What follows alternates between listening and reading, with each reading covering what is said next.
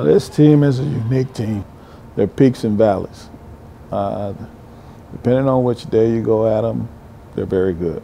And then there's a drop-off. So we haven't been very consistent in terms of growth on a daily basis. If we were doing that, I think we would be probably about 2 weeks ahead where we should be right now. And probably see about 4 more wins than we usually have right now. So we're still growing. We still haven't peaked yet. Have any of the players stood out to you since the start of the season? How much they've grown or anything like that? Well, our best player on our team is Milford. He's a sophomore. He's from Columbus, Georgia. He shoots the ball extremely well.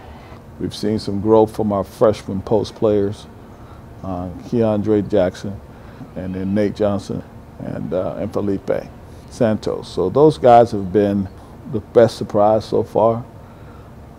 We just got to get some of the other guys to kind of play up to their potential on a consistent basis, particularly our point guard position. And I have to also mention that Gary Jefferson is playing really well as well. How do you feel about the team now that conference play has started? In the last 2 games, not very well. I like our energy and effort. What I don't like is our execution and attention to detail. Those things have cost us in terms of where we're at right now in our conference. We should be 2-0. We're 0-2, but because we don't pay attention to the little details and we're not consistent offensively, execution-wise, and defensively, we had lapse. It's just kind of where we're at right now. So we still, again, we're work in progress. How important are academics to you as a coach? It's huge.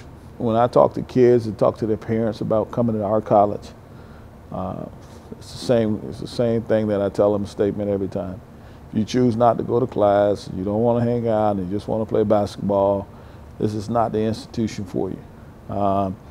You got to go to class, be a good student, and have good character on and off the court for academics. And if they don't do those things, that's the quickest way to be removed from the team.